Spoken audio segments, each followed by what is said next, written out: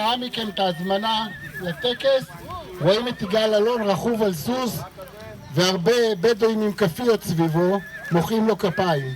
כשהוא היה שר העבודה הוא נהג פעם בשבוע ללכת למגזר הערבי ולהיכנס ליישובים ולראות מה חסר להם ומה הוא יכול לעזור להם ומה הם צריכים, כי הוא היה ממונה גם על התשתיות והכבישים.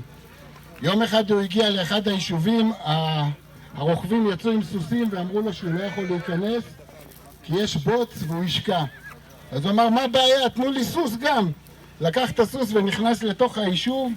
האנשים יצאו, ראו את השר עם הג'קט, נכנס רכוב על הסוס, כולם יצאו ומחאו לו כפיים. זו התמונה שאתם רואים בהזמנה שהכנו. אתה רוצה להתחיל?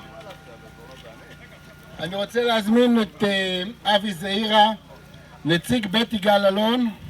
בבקשה אבי. טוב, שבת שלום. למי שלא יודע למה דווקא פה ומה השבת הזאת, כי אני לא מהחברים שרוכבים כל שבת, אני מבין שאתם החבורה הקשה של הדבר הזה. אז השבת הזאת, אתם נמצאים ליד קיבוץ גנוסר וליד בית יגאל אלון. בתכנון המקורי היינו אמורים לעשות את הטקס הזה סמוך אלינו, ואז לא היה צריך את ההסבר הזה.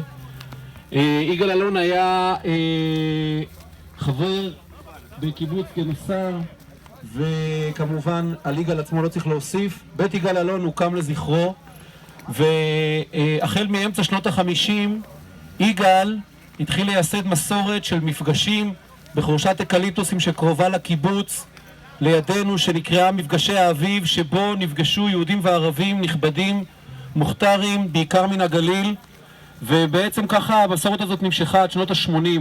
אנחנו בבית יגאל אלון ממשיכים לעשות את הפעולה הזו שמאמינה, ואני אגיד פה ברוח האמירה של יגאל,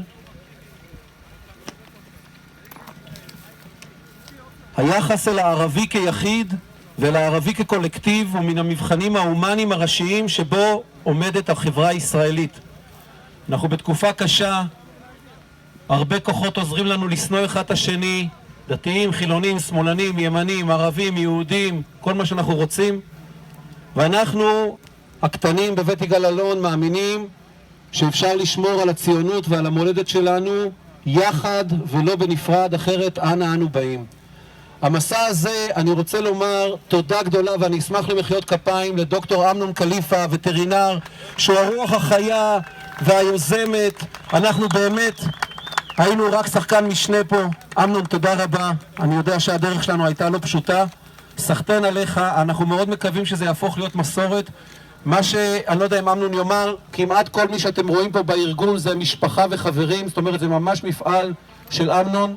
בזכותכם, בזכותו אתם פה, אני רוצה להודות לו ומאחל לכם רכיבה מהנה. תודה. שנה הבאה בבית יגאל אלון. שנה הבאה בבית יגאל אלון על שפת הכנרת.